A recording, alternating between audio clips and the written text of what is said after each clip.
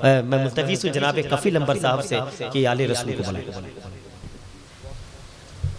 हज़रात बस एक बात सुने, एक आले रसूल की आमद है और मुफक्किर इस्लाम जलवागर हैं, बस 4 मिसरा और बग़ैर तमहीद के हज़रत की आमद होगी। अली के बेटे के चेहरों को भी देखना इबादत है, उनकी गुफ्तगू भी सुनना इबादत है। मोहब्बतों एहतराम के साथ पूरा मजमा दिल लगाकर औलाद रसूल का इस्तक़बाल कर लीजिए ताकि उनकी ज़ियारत भी हो, उनकी ज़बान से हम साफ़ व शफ़ाफ़ अल्फाज भी सुने, हमारे दिल का आईना बदल जाए। मोहब्बतों के साथ पूरा मजमा हाथों को उठाकर नबी के बेटे का इस्तक़बाल कर ले।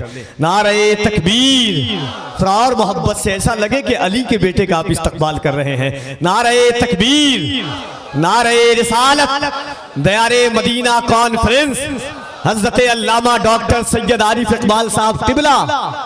बस इन 4 मिसरों के साथ के वही दिलेर यकीनन दिलेर होता है, वही दिलेर यकीनन दिलेर होता है कि जिसके आगे जबरदस्त जेर होता है। जमाने वालों ये शेर खुदा का घर है जहां अंगूठा चूसता बच्चा भी शेर होता है। करीब अम्मा बाद फ़अऊज़ु बिल्लाहि मिनश शैतानिर रजीम, बिस्मिल्लाहिर रहमानिर रहीम। वसारिऊ इला मग़फ़िरतिम मिर रब्बिकुम व जन्नतिन अर्दुहस समावातु वल अर्द उइद्दत लिल मुत्तक़ीन अल्लज़ीना युनफ़िक़ूना फ़िस्सर्राइ वद्दर्राइ वल काज़िमीनल ग़ैज़ वल आफ़ीना अनिन नास वल्लाहु युहिब्बुल मुहसिनीन वल्लज़ीना इज़ा फ़अलू फ़ाहिशतन औ ज़लमू अनफ़ुसहुम ज़करुल्लाह फ़स्तग़फ़रू लिज़ुनूबिहिम वमन यग़फ़िरुज़्ज़ुनूब इल्लल्लाह वलम युसिर्रू अला मा फ़अलू वहुम यअलमून उलाइका जज़ाउहुम मग़फ़िरतुम मिर रब्बिहिम व जन्नातुन तजरी मिन तहतिहल अन्हार ख़ालिदीन फ़ीहा व निअम अजरुल आमिलीन। आमन्तु बिल्लाह सदक़ल्लाहु मौलानल अज़ीम व सदक़ रसूलुहुन नबियुल अमीनुल करीम व नहनु अला ज़ालिका लमिनश शाहिदीन वश्शाकिरीन वल्हम्दुलिल्लाहि रब्बिल आलमीन। बेपनाह खुलूस मोहब्बत, अक़ीदत व एहतराम और हुज़ूरी क़ल्ब के साथ बारगाह रिसालत मआब सल्लल्लाहु अलैहि वालिहि वसल्लम में नज़राने दुरूद व सलाम पेश करने की हम और आप सआदतें हासिल करें। अल्लाहुम्मा सल्लि अला सय्यदिना व शफ़ीइना व मौलाना मुहम्मदिन व अला आलि मुहम्मदिन बिअददि कुल्लि हुस्निही व जमालिही व बारिक व सल्लिम। मौलाया सल्लि व सल्लिम दाइमन अबदन अला हबीबिका खैरिल खल्क़ि कुल्लिहिम। सबसे पहले तो मैं आप हज़रात को मुबारकबाद पेश करता हूँ कि इतनी रात गए भी इस दिलजमगी के साथ आप यहाँ तशरीफ़ रखे हुए हैं। अल्लाह रब्बुल इज़्ज़त इस जज्बे को सलामत रखे, अल्लाह इसे मज़ीद सही समत अता फ़रमाए। एक गुजारिश आपसे करूँगा, हो सके तो कबूल फरमा लीजिएगा कि ये जो बैठने का अंदाज़ है ये बड़ा टूटा फूटा सा है, मुंतशिर सा मजमा नज़र आ रहा है। हालांकि लोगों की बहुत तादाद है, इसमें कहीं से कोई कमी नहीं है। मेरे सामने भी ये कुर्सियाँ खाली हैं। सुभान अल्लाह। तो अगर सब लोग यहाँ सिमट के आ जाएं आप लोग।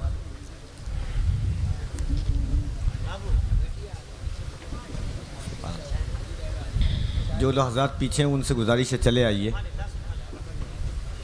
कभी कभी जलसों में ऐसे खिताबात और ऐसे वाइज़ों की आमद होती है दोस्तों, कभी कभी, वरना हालात तो आती है रोज़ रोज़ कहाँ ऐसी हस्तियाँ। चलिए करीब चले आएँ, मोहब्बतों के साथ एक नारा लगाएं, उसके बाद हज़रत की गुफ्तगू सुने।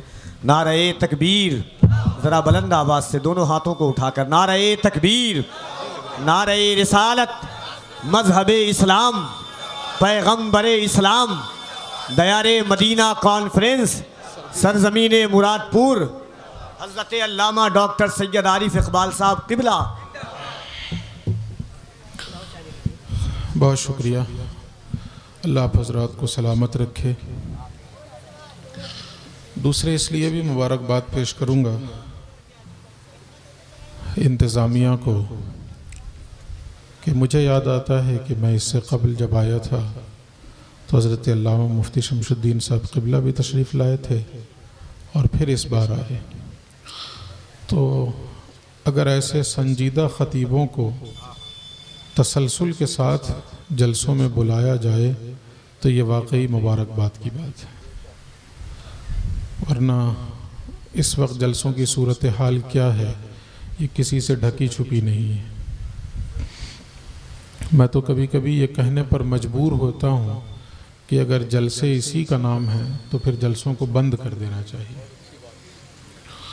लेकिन ये कि आप हजरात ने संजीदगी दिखाई और सुनना चाहा तो ये बड़ी अच्छी चीज़ है। ये जब भी हम और आप किसी महफिल में शरीक हुआ करें तो ये जज्बा लेकर आया करें कि हमें कुछ सीख कर उठना है, कुछ सीख कर उठना है, कुछ देखना नहीं है, सीखना है। हम और आप देखने के लिए आमतौर पे जलसों में आया करते हैं। मैं अक्सर व बेशतर एक बात बताता हूँ कि उलमा फरमाते हैं कि अगर एक शख्स इशा की नमाज पढ़कर दीन की एक बात सीख कर सो जाए और फजर के वक्त उठकर फजर की नमाज पढ़े और दूसरा शख्स उसके मुकाबिल में पूरी रात नफिल पढ़ता रहे तो दोनों में अफजल कौन है? आम तौर पे इंसान समझेगा कि वो जो पूरी रात नफिल पढ़ रहा है, मगर उलमा फरमाते हैं नहीं, वो अफजल है जो दीन की एक बात सीख कर सोया हुआ है। दीन सीखना फ़र्ज़ है और नफिल तो नफिल है ना, तो वो शख्स अफजल है, अल्लाह का मुकर्रब है और महबूब है जो दीन की एक बात सीख कर सोया हुआ है। खुद अल्लाह के नबी की एक बात से इसको आप सनद फराहम कर सकते हैं कि अल्लाह के नबी फरमाते हैं फ़ज़लुल आलिम अलल आबिद का फ़ज़ली अला अदनाकुम। एक आलिम की फजीलत एक इबादत करने वाले पर ऐसे ही है जैसे मेरी फजीलत तुम में से अदना इंसान के ऊपर। तो नबी फरमाते हैं कि जो मेरी फजीलत है तुम्हारे ऊपर, वही फजीलत आलिम की है इबादत करने वाले के ऊपर। तो आलिम की फजीलत क्यों है? उसके नाम की वजह से नहीं, इस वजह से कि वो इल्म सीखता है, वो इल्म सीखता है। तो हम और आप भी जलसों में आया करें ना। जाहिर है कि जो लोग यहाँ बैठे हैं वो किसी मदरसे में तो एडमिशन नहीं लेंगे अब जाकर, तो उनके लिए जो सोर्स ऑफ नॉलेज है, दीन सीखने का जो ज़रिया है, वो यही तकरीरें हैं, वो जुमा के खिताबात हैं, वो जलसे जुलूस में जब शिरकत करते हैं तो यही सोर्स है दीन सीखने का। आप मदरसे में तो जाके दाखिला नहीं लेंगे ना दीन सीखने के लिए, तो और दीन सीखना ज़रूरी है हमारे ऊपर, तो हम कहाँ सीखें? मदरसे में हम पढ़ने नहीं जाएंगे, जलसों में हम दीन सीखने का मिजाज नहीं बनाएंगे, तो फिर सूरत हाल ये होगी कि क़यामत में यही कहेंगे कि परवरदिगार हर साल 10 जलसों में शरीक होता था, अल्लाह पूछेगा सीखा क्या था? तो हमारा जवाब बिल्कुल खामोशी। तो इसलिए एक मिजाज बनाएं हम और आप कि जब भी जलसों में जाएं तो कम से कम कुछ ना कुछ तो ज़रूर सीख कर उठना है ना। और इसलिए भी सीखना है कि सीख कर खुद उस पर अमल पैरा होना है और कम अज़ कम अपने घर वालों को जाकर वो बात बतानी, कम से कम अपने घर वालों को। हम दुनिया की चीज़ें मोबाइल पे जो है देख देख कर अपने घर वालों से शेयर कर रहे होते हैं, लेकिन दीन की बात जब हम सुनते हैं तो ये जज्बा नहीं होता है कि उसे सीखें और उसे याद रखें ताकि घर वालों को भी जाकर बताएं। तो आप हजरात ने इतनी दिलजमी के साथ हजरत का खिताब सुना, मैं मुबारकबाद पेश करता हूँ। मैं भी बैठे बैठे सुन ही रहा था, नींद तो आई नहीं मुझे, सुन ही रहा था, कान इधर ही लगा हुआ था। अल्लाह रब्बुल इज़्ज़त ऐसे उलमा को सलामत रखे और अल्लाह इनके अमसाल पैदा फरमाए। मैंने जिन आयात का इंतखाब किया है चंद बातें उस पर सुने। अल्लाह फरमाता है वसारिऊ, और एक मकाम पे कहा साबिकू, एक मकाम पे कहा फफिर्रू इलल्लाह। अब इस सब को समेट कर मैं तर्जमा कर रहा हूँ। दौड़ो, तेज दौड़ो, एक दूसरे से आगे निकलने का जज्बा लेकर दौड़ो और सब मिलकर दौड़ो। दौड़ो, तेज दौड़ो एक दूसरे से आगे निकलने की फिक्र में दौड़ो। साबिकू का माना क्या होगा? सबकत करो एक दूसरे पर, आगे बढ़ो एक दूसरे से और सब मिलकर दौड़ो। ये अल्लाह का हुक्म है हम सब के लिए। तो जब अल्लाह ने हमसे ये कहा दौड़ो, तो हमारा सवाल ये होना चाहिए कि परवरदिगार, इस दौड़ में हमारी मंजिल क्या है? क्या पाने के लिए दौड़े? जब हम दुनिया में दौड़ते हैं तो हमारा कोई टारगेट होता है ना, वहां पहुंचना है, मंजिल होती है ना, उस टारगेट को अचीव करना मकसद होता है ना। जब हम दुनिया में दौड़ते हैं तो बेसबब तो नहीं दौड़ता कोई। सुबह से शाम तक इंसान दौड़ता रहे, आप उससे पूछिए किस लिए दौड़ रहे हो, इस दौड़ का मकसद और इसकी मंजिल क्या है। अगर इंसान कहे कि बेमंजिल दौड़ रहा हूं, बेमकसद दौड़ रहा हूं, तो आप कहेंगे लगता है कुछ दिनों से मेंटली डिस्टर्ब हो गए हैं ये। बोलेंगे कि नहीं बोलेंगे? तो जब भी इंसान दौड़ता है तो उसकी एक मंजिल होती है। अल्लाह ने अपने बंदों से कहा दौड़ो, तेज दौड़ो, एक दूसरे से आगे बढ़ने की फिक्र लेकर दौड़ो। तो हम अपने रब से सवाल करें कि मौला इस दौड़ में हमारी मंजिल क्या है? तो अल्लाह फरमाता है इला मग़फ़िरतिम मिर रब्बिकुम व जन्नतिन अर्दुहस समावातु वल अर्द। इस दौड़ में तुम्हारी मंजिल दो है, एक अपने रब की मग़फ़िरत हासिल करना, दूसरे उसकी बनाई हुई जन्नत को हासिल करना। हम सारी जिंदगी दौड़ते रहें, किस लिए? ताकि उसकी तरफ से मग़फ़िरत का परवाना मिल जाए। हम सारी जिंदगी जद्दोजहद करते रहें, किस लिए? ताकि उसकी बनाई हुई जन्नत के हकदार हो जाए। लगे रहें, लगे रहें, लगे रहें। अच्छा, जब आपने ये समझा तो फिर मजीद एक जवाब मुझे दें। 60 साल अगर कोई दौड़ता रहे अल्लाह की राह में, तो कोई मुफ्ती साहब जमानत ले सकते हैं कि जी अब बस हो गया,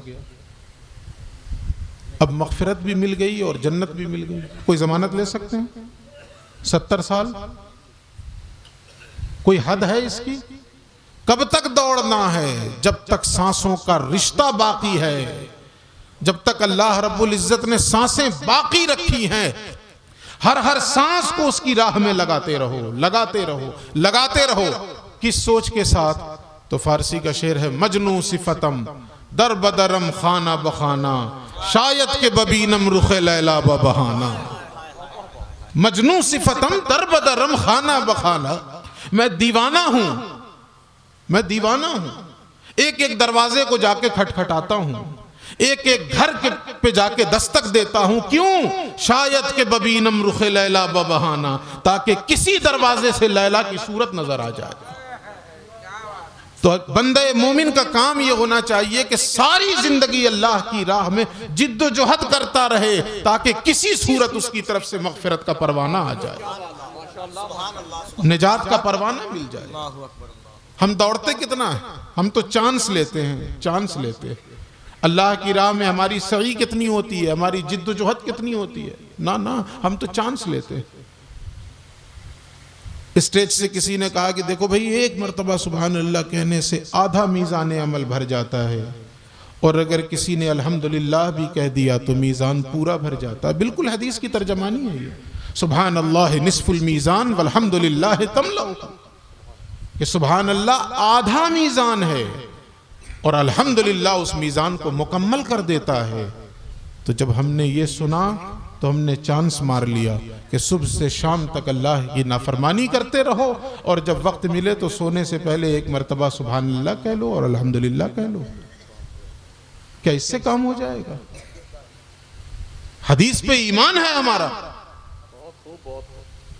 लेकिन मुझे एक बात बताएं, इत्र की शीशी आज हजरत ने मुझे पेश किया लगाने के लिए, वो इत्र की शीशी आपको दिया जाए और कहा जाए कि देखो भाई ढक्कन न खोलना, एक एक शख्स को से इसे घुमाते चलो, उसके सामने से एक एक शख्स के सामने से घुमाते चलो, लेकिन खोलना नहीं उसे। हर शख्स के सामने से वो शीशी तो गुजरेगी, मगर उसे मिलेगा क्या? बोलिए। उसकी गिरा नहीं खुली है, उसका ढक्कन नहीं खुला है। अगर उससे मुस्तफीज होना है तो उसकी गिरा खोलो। ईमान है इस पर कि सुभान अल्लाह आधे मीज़ान अमल को भर देगा, मगर गिरा तो खोलो। किस मुंह से बोलोगे सुभान अल्लाह? पहले दिलो दिमाग में ये चीज समा जाए, इस कायनात में पाकी अगर किसी जात को हासिल है तो वो सिर्फ अल्लाह रब्बुल इज्जत की जात है। हम तो ये सोचते हैं कि जी मैं भी बड़ा मुत्तकी, मैं भी बड़ा पारसा, मैं भी बड़ा पाक, और फिर कहते हैं सुभान अल्लाह। तो ये कहां सुभान अल्लाह हुआ? ये सुभान अल्लाह हुआ? पाक है वो जात, हम पाक नहीं हैं। हम कहां? हम तो गुनाहों के से आलूदा हैं, हम तो गुनाहों के पुतले हैं। तो एक तरफ तो ये भी तसव्वुर कि हम चुनी दीगरे नीस, और फिर सुभान अल्लाह। तो सुभान अल्लाह कहां हुआ? इसको सुभान अल्लाह कहते हैं? बात समझ में आ रही है कि नहीं आ रही? दूसरी तरफ इंसान अपनी कुव्वते बाजू की तारीफ करता है, ये मेरी मेहनत का कमाल था जो मैं इतनी तरक्की किया हूं। हम तकरीर करते वक्त ये सोचते हैं ये मेरे अंदाज का कमाल है कि लोग मुझ पर टूटे पड़ते हैं। तो फिर अल्हम्दुलिल्लाह कहां हुआ? अल्हम्दुलिल्लाह ये है कि कायनात में किसी शय के अंदर बिज़ात कोई तारीफ नहीं है। हर तारीफ की मुस्तहिक अगर कोई जात है तो वो सिर्फ और सिर्फ अल्लाह रब्बुल इज्जत की जात। मैं बोलता हूं तो इसमें मेरी तारीफ नहीं है, वो बुलाता है तो बोलता हूं कि मेरी तारीफ है। इसमें हम कुछ भी कर रहे हैं, इसमें मेरी तारीफ नहीं है।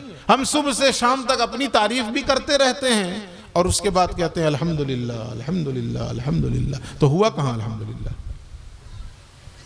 खैर, बात दूसरी तरफ निकल जाएगी। तो अल्लाह रब्बुल इज्जत ने हमसे कहा दौड़ो। इस दौड़ में मंजिल क्या है? अल्लाह की तरफ से मगफिरत और दूसरे उसकी बनाई हुई जन्नत। लेकिन जरा फिर यहां गौर कीजिए, जन्नत का जब जिक्र किया अल्लाह ने तो कहा व जन्नतिन अर्दुहस समावातु वल अर्द। उस जन्नत को हासिल करने के लिए दौड़ो जिसकी चौड़ाई जमीन व आसमान के बराबर। तो सोचने की चीज है कि अल्लाह ने जन्नत की नेमतों का जिक्र क्यों नहीं किया? यहां पे ये लंबाई चौड़ाई क्यों बयान की?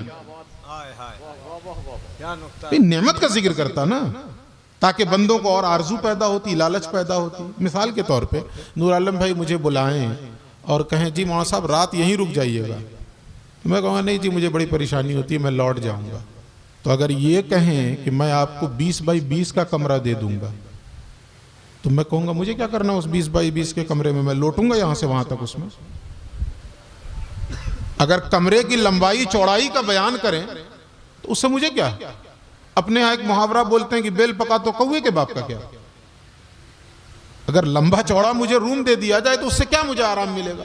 हाँ, अगर ये कहें कि मौलाना आप आइए तो सही, मैं आपको ऐसा कमरा दूंगा जिसमें एसी भी लगी होगी, जिसमें अटैच लेटरिन बाथरूम भी होगा, 24 घंटे बिजली सर्विस रहेगी, तो बात समझ में आएगी कि चलो जो उस कमरे की सहूलतों का जिक्र किया जा रहा है, उस कमरे में पाई जाने वाली नेमतों का जिक्र किया जा रहा है, तो बंदा उसकी तरफ मुतवज्जह होगा ना।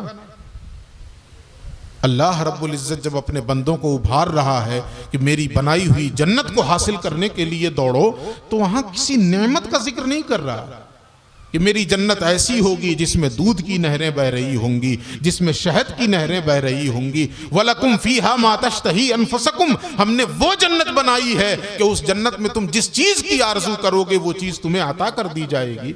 यहां पे इस किस्म की किसी नेमत का जिक्र नहीं किया। दूसरी जगहों पे किया है लेकिन यहां पे नहीं किया। यहां क्या कहा? अर्दुहस समावातु वल अर्द, उस जन्नत को हासिल करने के लिए दौड़ो जिसकी चौड़ाई जमीन व आसमान के बराबर। तो ये वुसात क्यों बयान की अल्लाह ने? सवाल समझ में आया? समझ में आया कि नहीं आया? ये वुसात क्यों बयान की, लंबाई चौड़ाई क्यों बयान की? उसमें भी एक हिकमत है। अल्लाह अपने बंदों को अपनी राह में दौड़ने का कह रहा है तो साथ साथ मुतमईन भी कर दे रहा है। किस बात से मुतमईन कर रहा है? हम किसी दुनिया के एग्जाम में शरीक होते हैं ना, किसी दुनियावी इम्तिहान में हम शरीक होते हैं, गवर्नमेंट की तरफ से वैकेंसीज निकलती है ना, उसमें हम और आप फॉर्म भर देते हैं और फिर दिल जमई के साथ लगे रहते हैं उसकी तैयारी में, है ना। पूरी तैयारी करके इम्तिहान में शरीक हो जाएं और अच्छा लिख भी दें तो जमानत है कि जिसने लिखा है उसको नौकरी मिल जाएगी? नहीं। क्यों? इसलिए कि सीटें रिजर्व है। अगरचे लिखा है 2 लाख लोगों ने सही, मगर नौकरी के लिए जो जगह खाली हैं वो महज 1 लाख है। तो 2 लाख सही लिखने के बावजूद 2 लाख को नौकरियां नहीं मिलने वाली हैं। मिलेंगी नौकरी 1 ही लाख को, 1 लाख को रिजेक्ट कर दिया जाएगा अगरचे तुमने सही लिखा, इसलिए कि हमारे पास सीटें कम हैं। ये होता है ना दुनिया के एग्जाम में। मगर अल्लाह अपने बंदों से कह रहा है कि मेरे बंदो मेरी राह में दौड़ो, मेरी राह में मेहनत करो, और इस यकीन के साथ मेहनत करो कि जिस जन्नत को हासिल करने का मैं तुम्हें हुक्म दे रहा हूं, अगर पूरी कायनात उस जन्नत को हासिल करने के लिए तैयारी करने लग जाए तो कयामत में मेरी बनाई हुई जन्नत छोटी नहीं पड़ेगी। सारी कायनात आ जाए तो मैं सबको जन्नत अता कर दूं। नारे तकबीर, नारे रिसालत, नारे मदीना कॉन्फ्रेंस। तो इस राह में जब दौड़ना तो परेशान ना होना कि वो आगे निकल गया तो मुझे नहीं मिल पाएगी, वो आगे बढ़ गया तो मुझे सीट नहीं मिल पाएगी। हम लोग दुनिया के एग्जाम में, खुद हमारे चंद दोस्तों के साथ ऐसा हुआ, अब याद करता हूं तो हंसी आती है। जामिया में जब हम लोगों ने एग्जाम दिया, ग्रेजुएशन का टेस्ट दिया, तो कुछ लड़के सिलेक्ट हो गए और कुछ का नाम वेटिंग लिस्ट में आया, 10-12 का नाम वेटिंग लिस्ट में आया। वो वेटिंग लिस्ट का मतलब क्या होता है कि जो सिलेक्टेड लिस्ट है, अगर इनमें से कोई नहीं आया तो इधर से वहां जाएगा, वेटिंग वाला वहां जाएगा। तो हमारे कुछ दोस्त जो है बैठ के दुआ कर रहे थे, यार इनमें से किसी की ट्रेन छूट जाए, कोई किसी वजह से ना आ सके, एक भी नहीं आएगा ना तो मैं 1 नंबर पे वेटिंग हूं, मेरा तो हो ही जाएगा पक्का। तो बैठ के दुआ कर रहे थे। मेरे भाई, दीन के एतबार से कभी ये ना सोचें कि अगर वो आ गया तो मैं महरूम रह जाऊंगा, बल्कि एक दूसरे की खातिर दुआएं किया करें कि परवरदिगार सबको अपनी राह का मुसाफिर बना, और इस यकीन के साथ दुआएं किया करें कि अल्लाह ने जो जन्नत बनाई है तो खुद ऐलान किया है, व जन्नतिन अर्दुहस समावातु वल अर्द, हमने जो जन्नत बनाई है उसकी चौड़ाई जमीन और आसमान के बराबर है। सारी कायनात सिमट जाए तो भी जन्नत छोटी नहीं पड़ने वाली है। ये तो हमने अल्लाह की रहमत को तंग किया है ना, ये तो हमने महदूद किया है ना। हम ये सोचते हैं कि यार वो भी जन्नत में चला जाएगा तो फिर मेरा क्या होगा। भाई ये क्यों सोच रहे, वो भी चला जाए और वो भी चला जाए। हम किसी के ताल्लुक से ये ना सोचें कि वो क्यों चला जाए। यहूदी का जनाजा गुजरता देखा, अल्लाह के नबी खड़े हो गए। किसी ने कहा या रसूल अल्लाह यहूदी था, आपने फरमाया इंसान तो था ना। किसी ने कहा यहूदी था, आपने फरमाया इंसान तो था ना। और उसके बाद आंखों में आंसू छलक आए। किसी ने कहा मेरे माँ बाप आप पे कुर्बान, रोते क्यों हैं, रोते क्यों हैं। तो अल्लाह के नबी फरमाते हैं मेरे होते हुए एक शख्स जहन्नम में चला गया और मैं उसे बचा नहीं सका, इसलिए रो रहा हूं। आज हमारा रवैया क्या हो गया। अगर कोई गलत समत की तरफ जा रहा है तो हमारी जिम्मेदारी क्या है, महज हुक्म लगा देना, महज हुक्म सुना देना, यह जिम्मेदारी है। एक बुजुर्ग गुजरे हैं, गजाली, इमाम गजाली नहीं, दूसरे गजाली, वो एक बुजुर्ग गुजरे हैं। उनसे किसी ने पूछा कि बेनमाजी के बारे में आपकी क्या राय है, बेनमाजी के बारे में आपका क्या हुक्म है। वो ये सोच के पूछ रहा था कि शायद कोई बाइकॉट का मसला सुनाएंगे, कोई बाइकॉट का फतवा सुनाएंगे। उन्होंने फरमाया बेनमाजी के लिए तेरे लिए हुक्म यह है कि जा उसकी उंगली पकड़ और उसे अल्लाह की राह पे लेकर आ। वो बेनमाजी है तो फतवे न सुना, उसकी उंगली पकड़, इस बात की कोशिश कर कि वो किसी सूरत अल्लाह की राह का मुसाफिर बन जाए। इसकी कोशिश कौन करेगा। आज हम में का हर शख्स जो है वो महज हुक्म सुनाने पर आमादा है, हुक्म सुनाने पर आमादा है, और कोशिश करना कोई नहीं चाह रहा। हमारे घर के लोग बेनमाजी हैं, हमारे घर के लोग दीन से दूर हैं, हम इस बात की कोशिश ही नहीं करते। यहां जो बूढ़े ज़ईफ हजरात बैठे हैं उनसे भी कहूंगा, आप अगर अजान 4:15 की होती है, आप 3:30 को मस्जिद चले जा रहे हैं, ठीक है आप मुबारकबाद के मुस्तहिक हैं, मगर आपकी जिम्मेदारी अदा नहीं हुई है।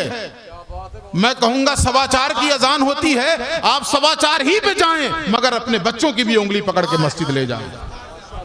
आपके 3:30 पे जाने से अल्लाह उतना राजी नहीं होगा जितना राजी बच्चों की उंगली पकड़ कर लेकर जाने पर होगा। इस बात की कोशिश कौन करेगा, इस बात की कौन कोशिश करेगा। तो अल्लाह की राह में जो दौड़ने का हुक्म है ना, वो तन्हा नहीं है। फफिर्रू इलल्लाह, दौड़ो सब मिलकर अल्लाह की तरफ दौड़ो, मिलकर अल्लाह की तरफ भागो। इसको भी पकड़ें, इसको भी पकड़ें, उसको भी पकड़ें, उसको भी पकड़ें। व जन्नतिन अर्दुहा अस्समावातु वल अर्द, सब चले जाएं, जन्नत थोड़ी छोटी पड़ जाएगी हैं? जन्नत की लंबाई चौड़ाई का अंदाजा एक हदीस से भी लगाएं आप। अल्लाह ने तो एक उसूल बता दिया कि वह जन्नतिन अर्दुहा अस्समावातु वल अर्द, वो जन्नत ऐसी है जिसकी चौड़ान जमीन और आसमान के बराबर है। अल्लाह के नबी फरमाते हैं जन्नत के 8 दरवाजे हैं, जन्नत के 8 दरवाजे हैं। एक दरवाजे की चौड़ाई यहां से यहां जो चौड़ाई होती है, यूं दरवाजा होता है ना, यूं यूं, तो एक किनारे से दूसरा किनारा, एक दरवाजा। अल्लाह के नबी फरमाते हैं एक दरवाजे की चौड़ाई का ये आलम है कि अगर कोई शख्स एक किनारे से दूसरे किनारे जाना चाहे तो तेज रफ्तार सवारी से उससे 70 बरस लग जाएंगे। आपने अपनी जिंदगी में कोई ऐसा दरवाजा देखा है जिसके एक किनारे से दूसरे किनारे पर जाने में 1 मिनट भी लगता हो? बोलिए, कुछ तो जवाब दीजिए।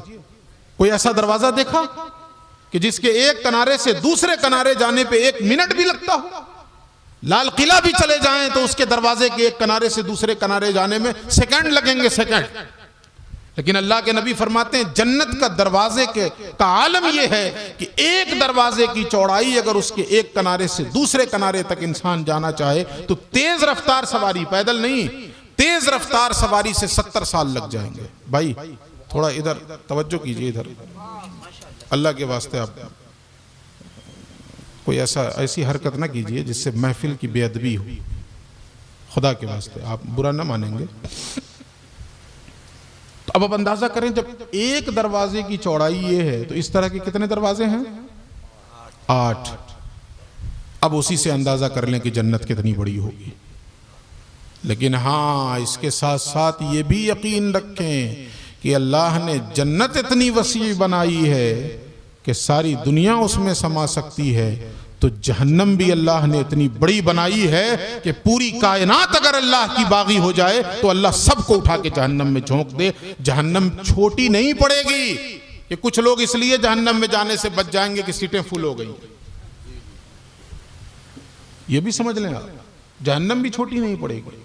एक हदीस में आता है कि अल्लाह के नबी सहाबा के दरमियान बैठे हुए हैं, अचानक किसी चीज के गिरने की आवाज आई, धम करके। अल्लाह के नबी ने सहाबा से पूछा जानते हो ये कैसी आवाज थी? सहाबा ने कहा नहीं, अल्लाह और उसका रसूल बेहतर जानता है, हमें नहीं पता ये कैसी आवाज थी। अल्लाह के नबी फरमाते हैं 70 साल पहले जहन्नम में एक पत्थर फेंका गया था, आज उसके पेंदे में जाके वो पहुंचा। आप अंदाजा कीजिए उसकी गहराई कि 70 बरस लग गए। आपने अपनी जिंदगी में चाहे जितनी ऊंची बिल्डिंग देखी हो, उस पर से जाकर कागज का टुकड़ा भी फेंक देना, मैं कंकर की बात नहीं कर रहा हूं, मैं पत्थर की बात नहीं कर रहा हूं, कागज का टुकड़ा भी अगर 25 मंजिला इमारत से नीचे फेंकें तो 2-4-10 मिनट में वो जमीन पे आ जाएगा। आ जाएगा कि नहीं आ जाएगा?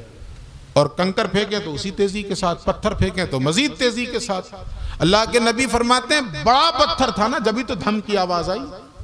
छोटे पत्थर में तो धम की आवाज नहीं आएगी, वो बड़ा पत्थर था और उसे ऊंचाई इतनी मिली, उसकी गहराई में पहुंचने में 70 बरस लग गए। तो दोनों पहलू पेशे नजर रहे, अल्लाह का नबी बशीर भी है और नजीर भी है। ये हम लोगों से गलती हुई कि हमने इतनी बिशारतें सुनाई हैं, इतनी बिशारतें सुनाई हैं कि लोगों के दिलों से अल्लाह का खौफ ही निकल गया। इमाम गजाली फरमाते हैं अपने जमाने के अंदर, जो इमाम गजाली का जमाना था, वो अपने जमाने के अंदर कहते हैं कि खुतबा को चाहिए कि शफाअत पे तकरीरें ना करें वरना उम्मत बेअमल हो जाएगी। अंदाजा करें उस जमाने में इमाम गजाली फरमाते हैं कि शफाअत पे तकरीरें करना बंद करें, अगरचे शफाअत पे हमारा ईमान है। हमारा तो इससे बढ़ के आगे ईमान ये है कि इंसान अपने अमल की बुनियाद पर जन्नत में नहीं जा सकता है। जन्नत उसे या तो फजले रब्बी की बुनियाद पे मिलेगी या शफाअत मुस्तफ़ा की बुनियाद पर मिलेगी। मगर हमने इतना सुनाया, इतना सुनाया, इतना सुनाया कि इससे भी जन्नत मिल जाएगी, इससे भी जन्नत मिल जाएगी। हर लल्लू, हर कल्लू, हर जुम्मन, हर शुबराती सुबह से शाम तक नाफरमान बना रहा मगर जन्नत का दावेदार रहा। तो दोनों पहलू पेश नजर रहे। जन्नत भी इतनी वसी है कि सबको समेट ले अपने दामन में, और जहन्नम भी इतनी गहरी है कि सारी कायनात अगर बगावत पे आमादा हो जाए तो अल्लाह सबको झोंक देगा। तो कहा, अब समझ गए ना जहां जन्नत की लंबाई चौड़ाई क्यों बयान की। उसके बाद कहा उइद्दत लिल मुत्तकीन, वो जन्नत मुत्तकियों के लिए तैयार की गई है। जी बनाई तो है इतनी बड़ी जन्नत, लेकिन ये ना समझ लेना कि यार इतनी बड़ी है तो सीटें खाली रखेगा अल्लाह, हम लोगों को भी तो ले ही लेगा। ना ना, उइद्दत लिल मुत्तकी, वो जन्नत मुत्तकियों के लिए तैयार की गई है। तो जन्नत की दावेदारी छोड़ें, अपने आप को मुत्तकी बनाएं। हमारा ये काम है, जन्नत देना अल्लाह का काम। हम अपने आप को मुत्तकी बनाने में अपना वक्त नहीं लगाते हैं। सुबह से शाम तक सुन्नी जन्नती मुसलमानों, सुन्नी जन्नती मुसलमानों, सुन्नी जन्नती मुसलमानों, और छड़ुआ सांड हो गए सुन सुनकर हम लोग कि जन्नती तो हैं जी, जन्नती तो हैं जी, जन्नती तो हैं जी। इतनी आसान होती जन्नत तो खुबैब को इतनी बड़ी कुर्बानी न देनी पड़ती। इतनी आसान होती जन्नत तो बिलाल को इतनी बड़ी कुर्बानी न देनी पड़ती। रसूलुल्लाह को 313 अजीज तरीन सहाबा को मैदान बद्र में न उतरवाने पड़ते। इतनी आसान होती जन्नत तो सैयदुल शुहदा हजरत हमजा की दर्दनाक शहादत वाक़ई न होती। आज हमने आसान समझ लिया, ये शहादत गए उल्फत में कदम रखना है। लोग आसान समझते हैं मुसलमान होना। तो होश में आए, होश में आए, होश में आए। हर किसी के लिए वो जन्नत नहीं है। उइद्दत लिल मुत्तकीन, वो जन्नत मुत्तकियों के लिए बनाई गई है, मुत्तकियों के लिए सजाई गई है, संवारी गई है, तैयार की गई है। तो जब ये कहा जाए ना कि जी मुत्तकियों के लिए बनाई गई, तो हम में का फिर हर शख्स दावेदार हो जाएगा, जी हम तो मुत्तकी हैं, हम तो मुत्तकी हैं। तो अब आइए कुरान से पूछें कि मुत्तकी है कौन। उसी मकाम पे, और भी मकाम पे मुत्तकियों की तारीफें हैं, लेकिन हर मकाम का इस वक्त जिक्र नहीं कर सकता मैंने जिसको मौजू बनाया है, जिन आयतों को, उसी का जिक्र करूंगा सिर्फ। इसी मकाम पे अल्लाह ने मुत्तकियों की कुछ पहचान बताई है। जरा पहली पहचान सुनिएगा। अच्छा, जब अल्लाह रब्बुल इज्जत चंद पहचान बताता है ना, तो उसमें तरतीब में भी हिकमत होती है। उसकी तरतीब में भी हिकमत है। अगर अल्लाह किसी को पहले ला रहा है, किसी को 2 नंबर पे ला रहा है, किसी को 3 नंबर पे ला रहा है, तो इस तरतीब में भी हिकमत है कि जो पहले है वो पहले है, उसकी अपनी अलग अहमियत है। तो सबसे पहली पहचान मुत्तकियों की क्या है, जरा दिल के कान खोल कर सुने। अल्लाह फरमाता है अल्लदीन युनफिकून फिस्सर्राइ वद्दर्रा, मुत्तकी वो हैं जो खुशहाली और बदहाली दोनों हालतों में अल्लाह के रास्ते में खर्च करते। अल्लाह दौलत की फरावानी दे, जब भी राह खुदा में खर्च करते हैं, और अल्लाह रब्बुल इज्जत जरा सा रिज्क में तंगी कर दे, जब भी वो अपना हाथ नहीं रोकते, रिज्क की तंगी के बावजूद भी वो राह खुदा में खर्च करते रहते। वो है मुत्तकी। अब हम अपना अपना जायजा ले लें कि दौलत की रेल पेल है तो दे रहे हैं, दे रहे हैं, दे रहे हैं, और जरा सी तंगी क्या आई कि हमने अपना हाथ खींच लिया। नोटबंदी के जमाने में गया सबका ज़ुहद व तक़वा, गई सबकी पारसाई। अच्छे अच्छे ने अपना हाथ खींच लिया। जी आप तो जानते ही हैं कि नोटबंदी में कितने हालात बिगड़े हुए हैं। तो मेरे भाई खाना तो नहीं बंद हुआ ना, आपका खाना तो नहीं बंद हुआ ना, जिंदगी तो मामूल पे है। ऐसा भी नहीं कि आपने खाने में कुछ कमी कर ली हो, पहनने में कुछ कमी कर ली हो। अगर हमने कमी की है तो महज इन्फाक फी सबीलिल्लाह। ये शैतान की चालें हैं। अगर हम ये सोचते हैं कि जरा हालात खराब हैं तो ईद के मौसम में हमने कपड़े क्यों नहीं कम बनवाए, वहां तो हम पूरी फरावानी से बनवा रहे हैं। वहां शैतान ने नहीं कहा कि हालात खराब हैं, लेकिन जब किसी गरीब की मदद की बात आई है तो शैतान ने डंडी मारी है कि अभी जरा हालात खराब है, अभी जरा हालात खराब है। अगर तो ये फिक्र हमारे अंदर है तो समझ लें कि हम मुत्तकी नहीं हैं, और अगर मुत्तकी नहीं है तो फिर जन्नत हमारे लिए नहीं है। जो खुशहाली और बदहाली, फराखी और तंगी, दोनों हालतों में अल्लाह की राह में खर्च करने वाले हैं, वो मुत्तकी। हाँ, ये हो सकता है कि अल्लाह ने आपको ज्यादा दिया है तो ज्यादा कीजिए, कम दिया है तो कम कीजिए। भाई अल्लाह ने कोई कैद तो नहीं लगाई है कि जी इतना ही करना होगा है? अल्लाह ने कोई कैद लगाई है? देखिए अल्लाह रब्बुल इज्जत ने क्या कहा, पर ज़कात के लिए भी महज इन्फाक की बात तो अलग है, वो तो हमारे ऊपर जो है वो फर्ज नहीं है। ये जो ज़कात है ना वो तो हमारे ऊपर फर्ज है, उसमें भी अल्लाह रब्बुल इज्जत ने परसेंटेज लगाया। अल्लाह रब्बुल इज्जत ने ये नहीं कहा है कि नहीं 10 लाख देना ही होगा, 9 कमाओ जब भी 10 देना होगा और 20 कमाओ जब भी 10 देना होगा। नहीं, अल्लाह ने 2.5% लगाया। अगर 100 कमाते हो तो 2.5 रुपए देना है। ये तो अल्लाह की करीमी है। हाँ, अगर हमारे साथ कुछ हालात बिगड़े हुए हैं तो कम खर्च कीजिए, थोड़ा कीजिए, लेकिन कीजिए, हाथ ना रोके, हाथ ना रोके। और ये ना सोचें कि यार कम खर्च करने से क्या होगा। नहीं, सुनिए हदीस, अल्लाह के नबी फरमाते हैं बसा औकात ऐसा होता है कि 1 दिरहम खर्च करने वाला 1 लाख दिरहम खर्च करने वाले पर भारी पड़ जाता है। क्या मतलब? उसको दिरहम को हटाइए, रुपए में समझाऊं। मैंने 1 लाख रुपए खर्च किया राह खुदा में और हजरत ने 1 रुपया दिया, तो कभी ऐसा होता है कि 1 रुपए वाला अल्लाह का मुकर्रब हो जाता है, 1 लाख वाला रह जाता है। आप कहेंगे यार ऐसा कैसे हो जाएगा? वमल्लाहु बिज़ल्लाम लिल अबीद, अल्लाह अपने बंदों पर जालिम नहीं है, तो फिर उसने 1 वाले को क्यों महबूब बनाया, 1 लाख वाले को क्यों छोड़ा? सिंपल सी बात है, अल्लाह ने मुझे खरबों की दौलत अता की है, खरबों की दौलत अता की है, और मैंने उसमें से 1 लाख दिया, तो हमारी दौलत का कितना फीसद हुआ? वो कितने परसेंट हुआ? वो 1 लाख कोई परसेंट आया? एक खरबों है एक तरफ, और उस खरबों में से अगर 1 लाख निकाल रहे हैं आप, तो 1% भी तो नहीं हो रहा है। वो तो माइनस डिग्री में जाएगा, वो परसेंटेज माइनस डिग्री में जाएगा। और इन्हें अल्लाह रब्बुल इज्जत ने 2 रुपए अता किया था, उस 2 रुपए में से इन्होंने 1 रुपया अल्लाह की राह में खर्च कर दिया। अब आप खुद बताएं कि अब 1 रुपया खर्च करने वाला अल्लाह का महबूब है या 1 लाख खर्च करने वाला अल्लाह का महबूब? मैं मस्जिद के इंतजामिया से भी कहूंगा, आपको अरबों खरबों में खेलने वाला सेठ अगर 10,000 रुपए का चंदा दे दे तो आप उसके आगे पीछे करते हैं। तशरीफ लाइए सेठ साहब, चाय पीजिए सेठ साहब। और किसी गरीब रिक्शे वाला दिन भर में जो 200 रुपए कमाता है, वो शाम को लौटते वक्त 100 रुपया देता है, तो हम सीधे मुंह से बात करने के लिए भी तैयार नहीं होते। जबकि बड़ी कुर्बानी उस गरीब रिक्शे वाले की है जिसने 200 में से 100 रुपया अल्लाह के रास्ते में दिया। ये इंतजामिया के लिए भी लम्हा फिक्रिया है कि शुक्रिया किसका अदा किया जाए, वो 10,000 वाले का, ये 100 रुपए वाले का। हमने सोच बदल के रख दिया। तो अल्लाह तो ऐसा करीम है कि वो ये देखता है कि तुमने कितने में से कितना खर्च किया है, कितना खर्च किया है। मुतलक ये नहीं देखता है कितने में से कितना खर्च किया है। अगर 2 में से किसी ने 1 खर्च कर दिया है तो वो अल्लाह का महबूब है। इस बात के लिए एक दलील के तौर पे मैं इस्लामी तारीख का एक बहुत ही निराला वाकया है, हम सबको मालूम है, लेकिन जरा इस पहलू से देखिए, बहुत निराला वाकया, मगर इस पहलू से देखिए। अल्लाह के नबी ने आवाज दी है, मेरे साहबा आज तुम्हारे माल की दीन को जरूरत है, तुम्हारे माल की इस्लाम को जरूरत है। साहबा दौड़े अपने अपने घरों की तरफ। नबी ने आवाज दी है, हम अपना सब कुछ लुटा देंगे। ये जज्बा सीने में लेकर अपने अपने घरों की तरफ दौड़े।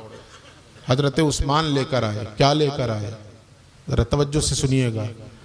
10,000 फौज की सवारी का इंतजाम किया हजरत उस्मान ने।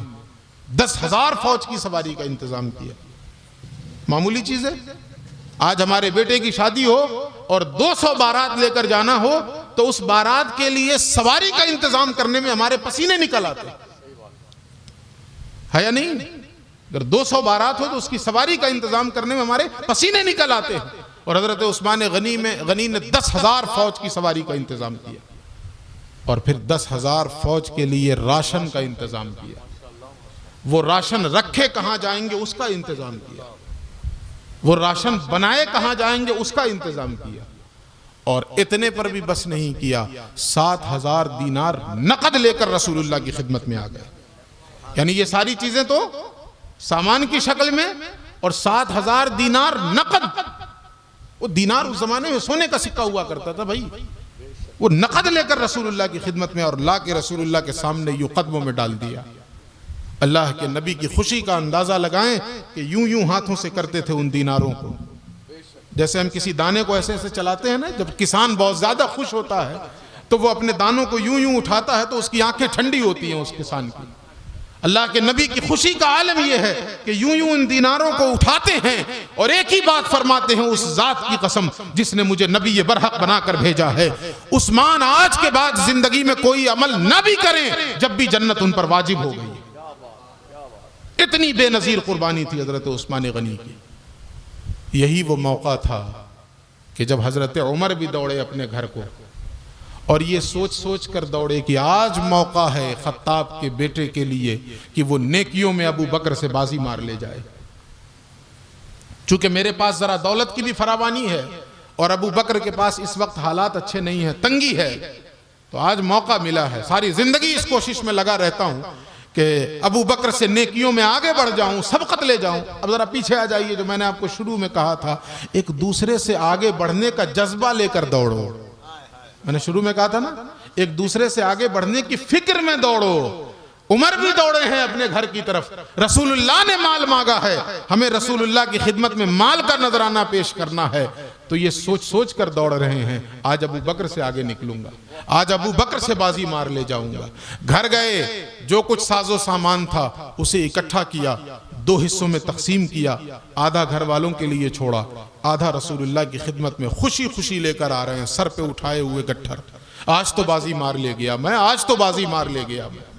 थोड़ी देर के बाद देखा अबू बकर भी चले आ रहे हैं वो छोटी सी गठरी लेकर, तो दिल और उछलने लगा, आज तो कामयाब हो ही गया। ये देखो ना खत्ताब के बेटे, मेरी गठरी कितनी बड़ी है और अबू बकर की गठरी छोटी सी है, आज तो कामयाब हो ही गया।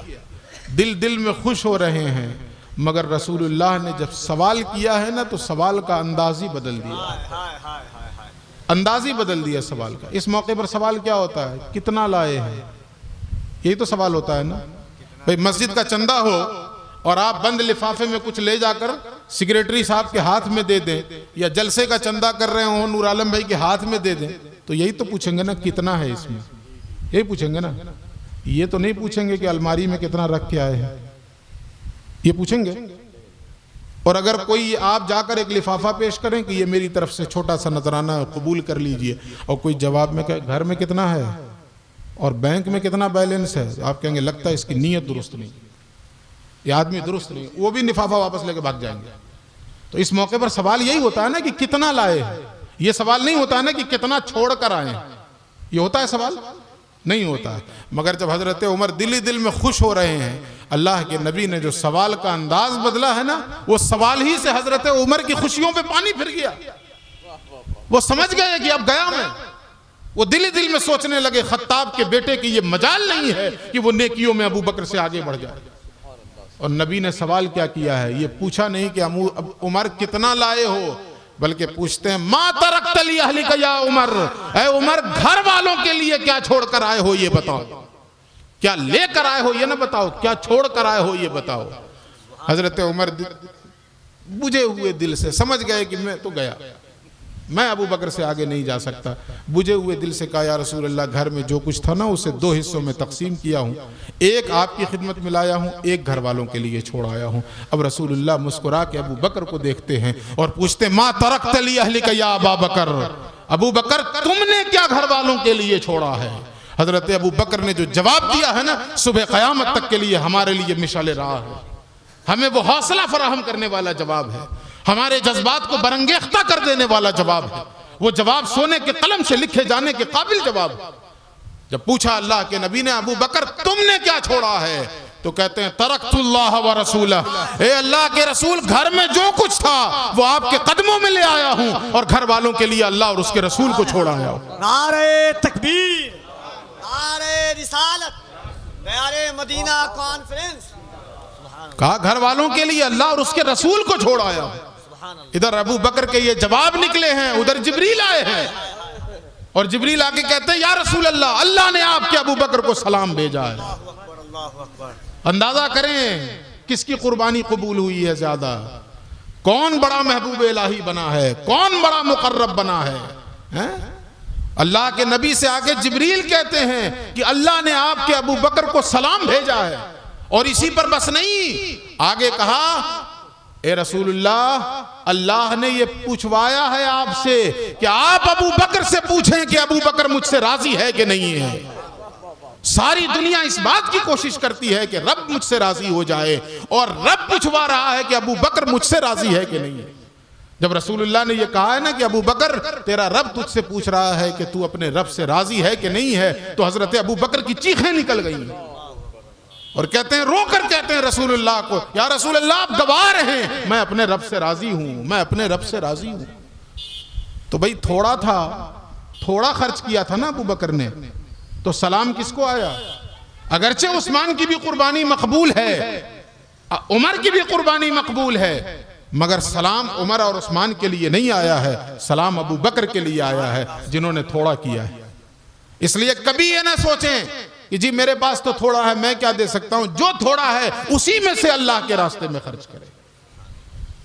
लेकिन एक अगला सवाल ये पैदा होता है कि चलो जी राह खुदा में खर्च तो करना है, तो कहां खर्च करें, कहां खर्च करें? हम सोचते हैं जी मस्जिद में मार्बल लगवा देते हैं और 60 फीट ऊंची मीनार बनवा देते हैं, हम ये सोचते हैं ना, और हम समझते हैं कि सबसे बड़ी नेकी यही है। हुजूर गौसे पाक का एक फरमान मैं आपको सुनाता हूं इस मौके पर। हुजूर गौसे पाक फरमाते हैं, लुक़मतुन फी बतन जाइइन खैरुम मिन बनाए अल्फ जामिइन। हुजूर गौसे पाक फरमाते हैं, किसी भूखे के पेट में एक लुकमा डालना 1000 जामा मस्जिद बनाने से अफजल है। किसी भूखे के पेट में एक लुकमा डालना 1000 जामा मस्जिद बनाने से बेहतर है। अब हम और आप अपना जायजा लें, हमारा पड़ोसी भूखा है मगर मस्जिद में ग्रेनाइट लगवाए जा रहे हैं।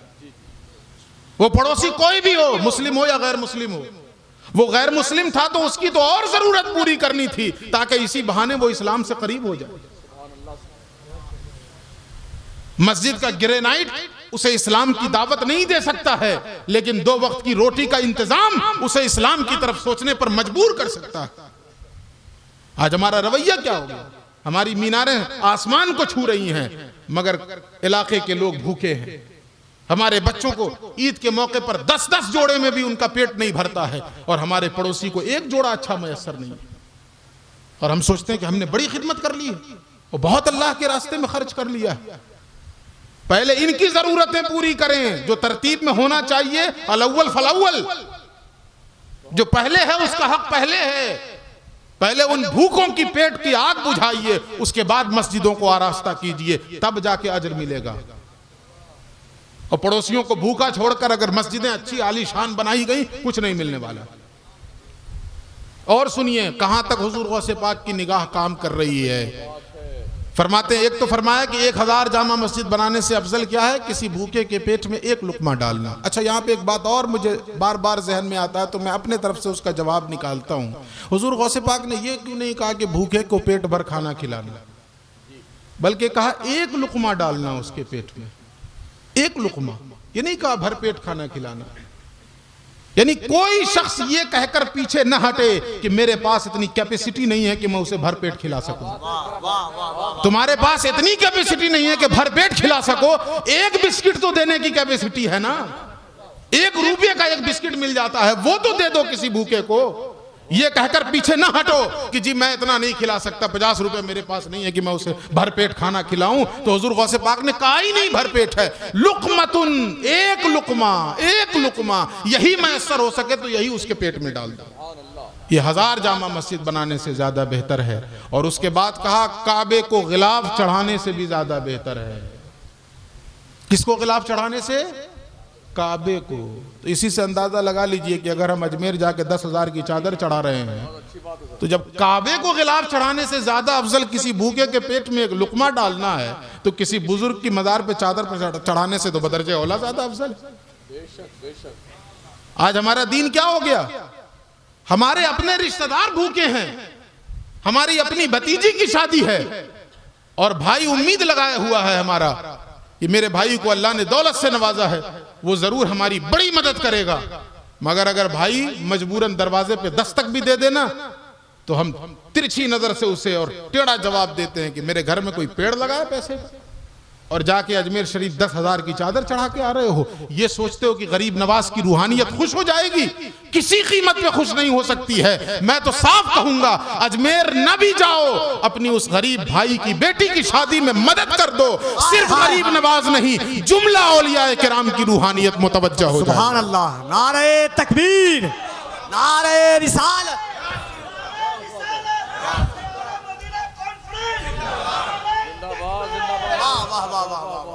तो खर्च करें और खर्च कहां करें ये भी पेशे नजर रखें। आगे हुजूर गौसे पाक फरमाते हैं, पूरी रात नफिल पढ़ने से ज्यादा बेहतर है किसी भूखे के पेट में एक लुकमा डालना।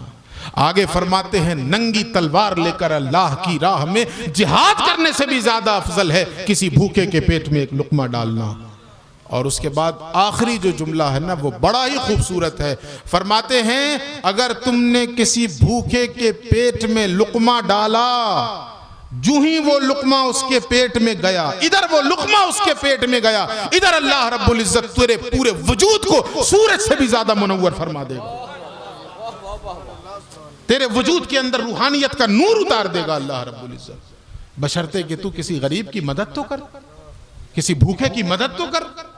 आज ये चीजें हमारे यहां से खत्म हो गई। हजरत ने भी बताया ना, बड़ी दर्दनाक बात बताई है कि जो हमारा शिआर था और हमारा शेवा था, वो गैरों ने अपना लिया। वो दूसरे छोटे छोटे बच्चे, कभी कभी हमारा भी उस तरफ जाना होता है, तो एक तो ये होता है कि एक जगह जो उसका सेंटर होता है, मटके मौजूद रहते हैं, उसमें ठंडे पानी का इंतजाम होता है, एक सेंटर होता है, एक जगह बनी होती है, और वहां पे छोटे छोटे बच्चे वो हाथ में अपने यहाँ उसको टीप बोलते हैं, टीप जानते हैं ना, टीप पुराने जमाने में मिट्टी तेल डालते थे जिससे, अपने यहाँ उसको टीप बोलते हैं। वो छोटे छोटे बच्चे और बच्चियां वो बड़े गैलन में, एक हाथ में गैलन है, एक हाथ में उनके टीप है, वो टीप लेके क्यों जाते हैं कि आप बाहर भी ना आओ, आप अंदर ही रहो, कहीं ट्रेन न छूट जाए, आप वहीं से बोतल बढ़ाओ, हम बोतल में टीप डालेंगे और उसमें पानी डाल देंगे। ये हरियाणा और राजस्थान के मुख्तलिफ स्टेशनों पे इस तरह के नज़ारे देखने को मिलते हैं।